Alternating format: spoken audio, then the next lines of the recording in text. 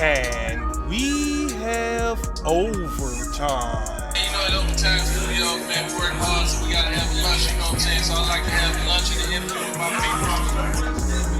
We overgrind, it's overtime. Creating content be on our mind. 16s and punchlines and videos till it's lunchtime. I'ma do this till my afterlife.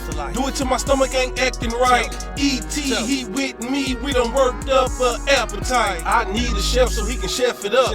All these chefs gonna have to step it up. I ain't full enough. I eat too much till somebody gonna have to help me up. We swerving like we on skates, serving like we on plates, burping like we on dates. We working while we on break. Make no mistake, we got extra plates, so you can call a friend or two. Pull up a chair, take a load off. It's break time, lunch, and the interview. Oh yeah.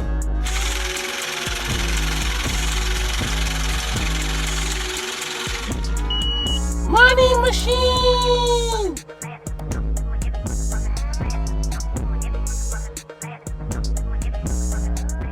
What up, what up, what up? It's your boy Rossi Bellboy. We right back at it with another episode of Lunch and the Interview. I'm your host, Overtime Studios, you know what I'm saying? Right now, we got a legend in the house, you know what I'm saying? Miss Juanita Johnson, my auntie, they call her Magic. She a legend on the court, you know what I'm saying? So I want her to tell a story, let the people know who we talking to today. Yeah, I started out playing ball at an early age. All right. In elementary school, playing in the neighborhood with the boys. Right. That's how I became great. Because I played with the guys. It couldn't have happened no other way, you know what I'm saying? They made me great, and I played with some legends. I came up in Dodge City. Okay. Everybody know about Dodge City. DCP. Yeah, so we had a lot of greats that came out of Dodge City, you know. Right. Avery Patton, coach out there at East High School. He won a state championship. Okay. Yeah, and that's how I got started out there in the yard in the project. Playing with the boys. Playing with the boys. Because there wasn't many girls in our neighborhood that could play basketball. I was on the really a few of us. It was 4 of us, and we all ran together. We all played against the boys. It was me and my childhood best friend, Susan Steele, which she was on one of the starters. She was the number 2 guard on this championship team when we won the state championship. Me and her went on. She was the number 2 guard. I was the point guard. Okay. Yeah. So you had them handlers. Had them. she was our best defensive player. She was one of our best defensive players, if not the best. Susan Steele. We call her Sue Nay. Okay. Yeah, what school was this for? Pearl High. Pearl High. The few, the proud, the type. I know that's right. Yeah. What grade did you start playing like basketball with as a team organized? I started out playing in 7th grade. I played for Cumberland Junior High School. Okay, Cumberland the Junior. The Indians. Okay. Out there in Bardo. Yeah. That was your first time? That was my first time organized. We won the championship in junior high also. Good, cool. Yeah, That's what's up. So you get the Pearl then. What was that experience like?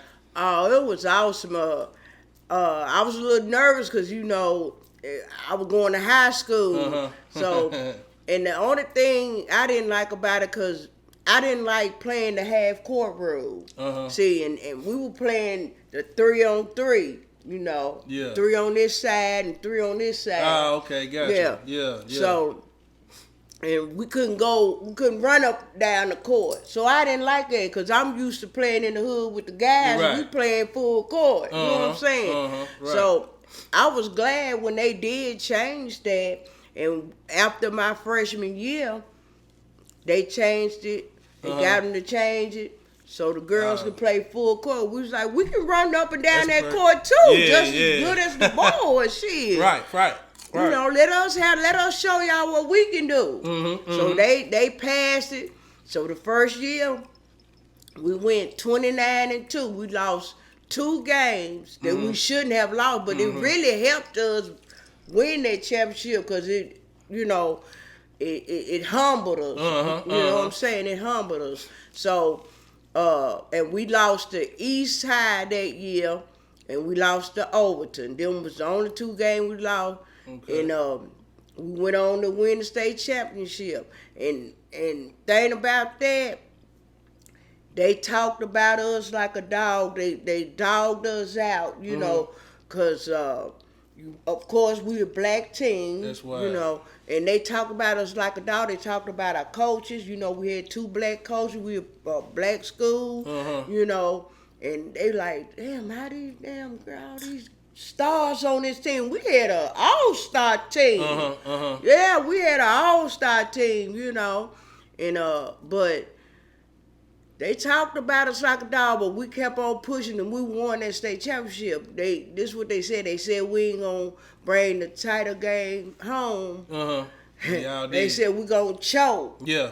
You know. Y'all was built for that position. God don't put people in places where they can't get through, you know, what he trying to struggle. Exactly. So y'all was built to go through that racism stuff. You know how we say the white people try to talk about y'all and stuff. Yeah. So y'all like the pioneers of that. You know what I'm saying? Exactly. And that's why they dubbed us the Title IX Trailblazers. Right. This is our medal they gave us last year at the state championship. And we're dubbed the Title IX Trailblazers. We paved the way for women in sports, and particularly girls in basketball, to be able to play the full court game like the guys. You see what I'm saying? And we say, hey, we can play just as good as them, or even better. Exactly. We can make this exciting for the fans.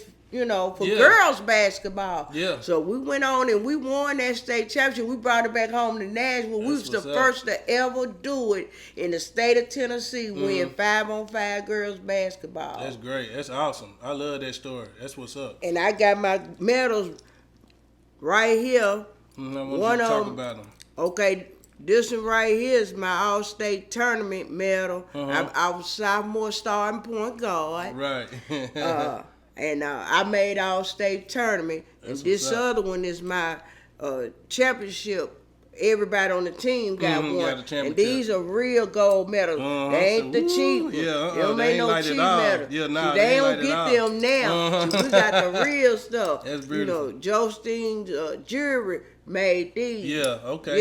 Jewelry store. That's a story to tell. That's a story to tell. This ain't no cheap stuff right here. This is real gold. Yeah. So I still got mine. Y'all see that? And this is what they gave us when they honored us last year, March 11th. It was on live TV. They on Channel 30. And a lot of people saw us on TV. You know, we were surprised. People were calling me on the phone while it was going on. Definitely. You know, I see you on TV. I was just having to be flipping through the TV. And I saw you. And they started taking pictures, sending them to my phone on the TV. That's beautiful. I love your story. So and then they also had it over the airwaves also. I'm gonna try to put it on this on the radio. To put the clip on here. It's like a little piece of it, right? So that people can see things you've done. You know, I wanted to know also like what was some of the girls that gave you a rough time? If you can remember back in the day, like some good playing girls that you could name out,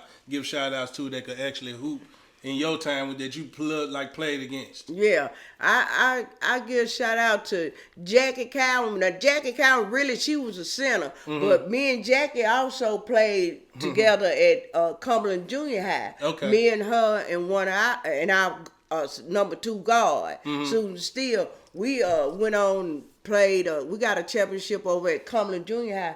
So, but we went to different high schools, so I had to play against her. We had to play against her. Tina Whitaker at East High, Tinker Crompton over at Overton. They the one beat us. That year we won the state, 1980. Tinker, so she got to talk her trash. right. You got bragging right. Yeah, and many more. I mean, it was a lot of good ones, you know.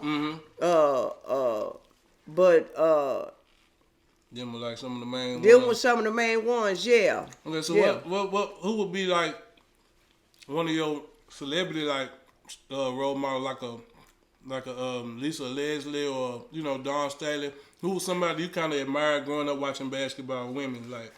I liked Cheryl Swoops. Oh yeah. Yeah. Oh, yeah, Dawn Staley. Candace Parker, which she was behind me, but she still inspired me. You know what I'm saying? Mm-hmm. But yeah, it's a lot of them. Yeah. You know, that inspired me. But the only thing with that, when we was playing, they tried to start a women's pro in 1982 after I graduated and went to college. Okay. I got a scholarship and went to TSU. Uh-huh. Well, when I got to TSU, they tried to open the WNBA. Uh-huh. But see, they didn't have the help from the NBA that they have today. Right.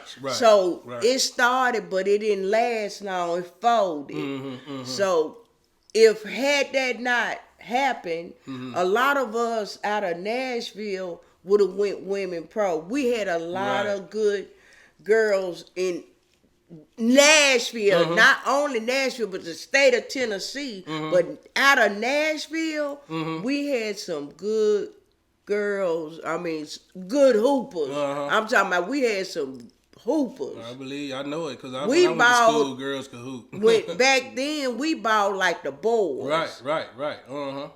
Straight up. When you wanted to come to a Pearl High basketball game, you better get there early. You know how you go to a girls game and you got a girls game and a boys game. They be like, oh, I'll wait till third quarter and go. You ain't gonna get in because it's gonna get so crowded because they want to see the girls too. You see what I'm saying? Our boys had a cold team too. Yeah.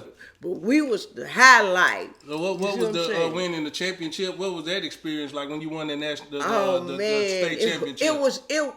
It was so awesome because for one, I didn't know my mom was coming, right? So when we got on the court warming up, we was just shooting around. Something made me look up there in the stands. I saw my mama walking around the track. Yeah. Coming, trying to find a seat. I saw my mama, my little sister. Then I saw my childhood best friend, her mama, and her little sister.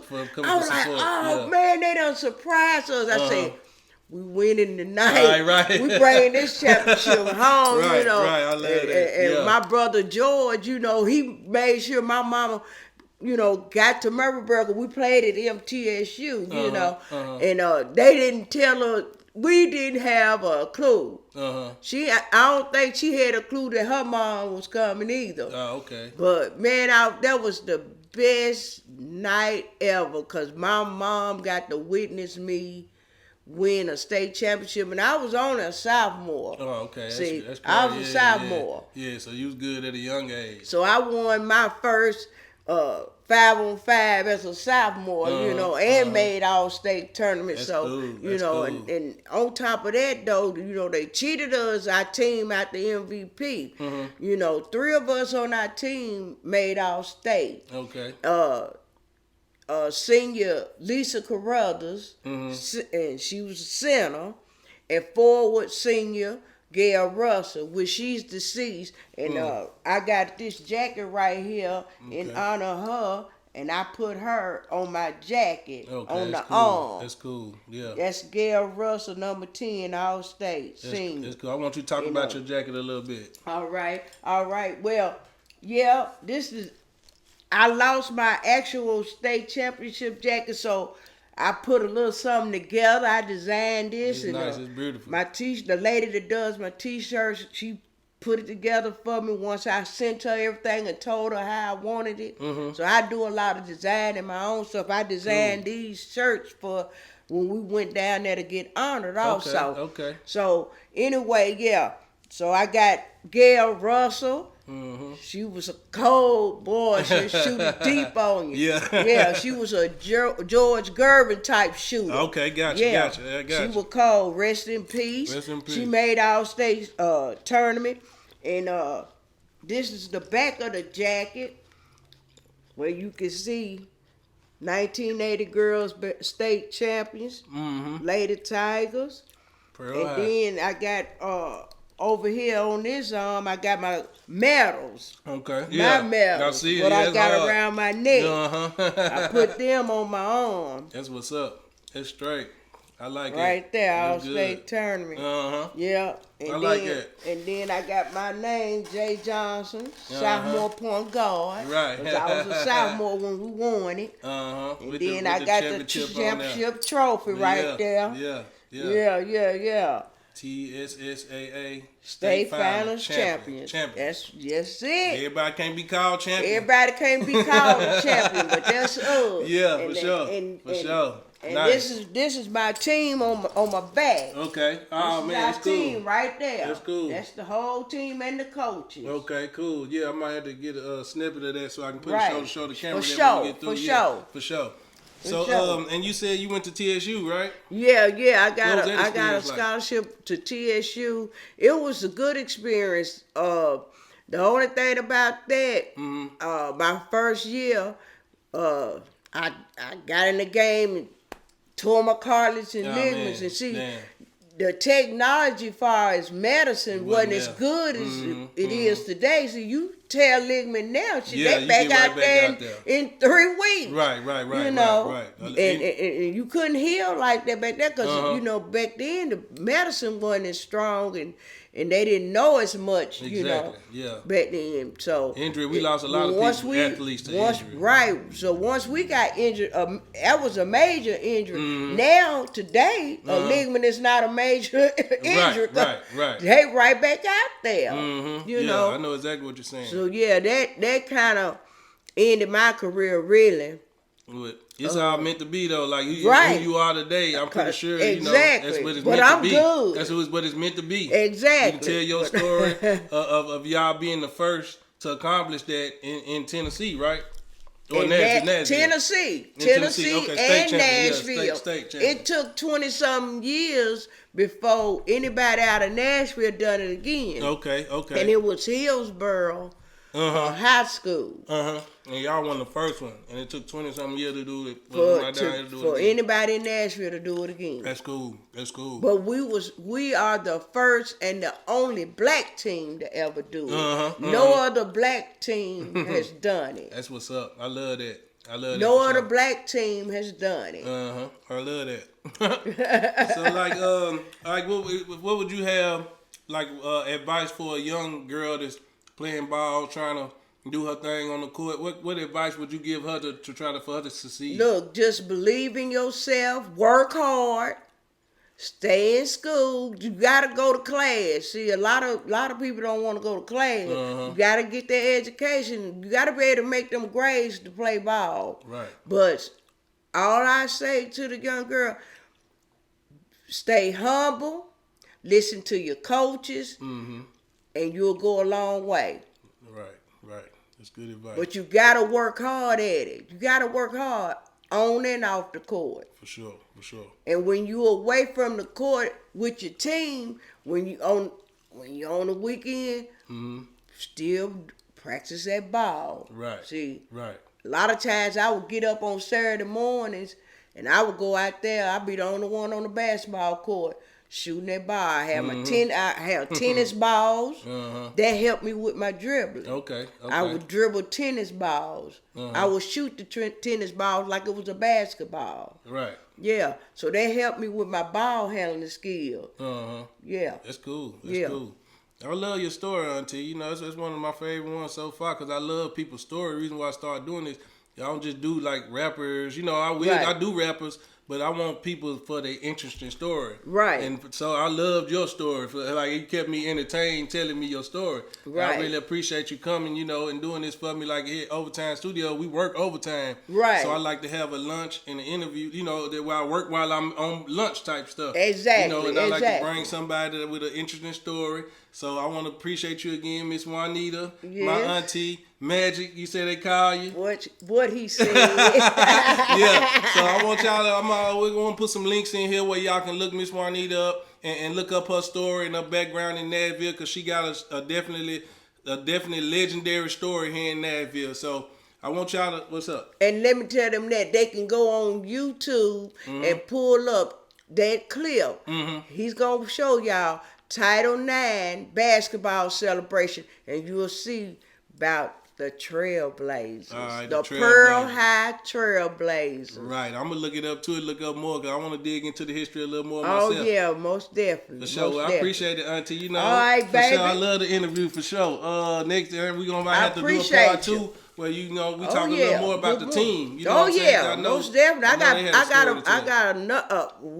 got a story to tell about what y'all went through with the hating on y'all. Oh yeah, I got a plenty. You know, cause they took the MVP trophy from us also. You know, myself and Lisa Carruthers could have went to either one of us. We had 3 games in the tournament. Mm-hmm.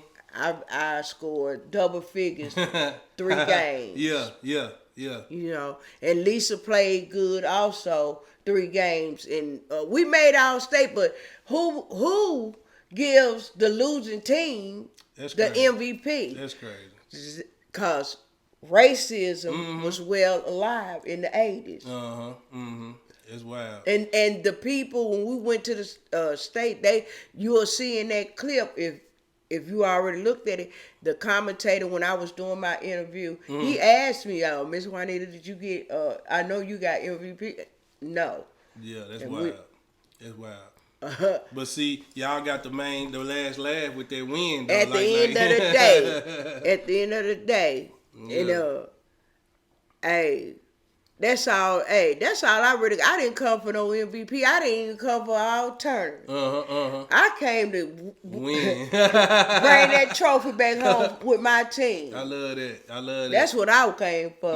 And that's what we did. I can see the passion in your eyes about it. Because I can imagine back then, your passion back then on the court. Oh, man. I can imagine it.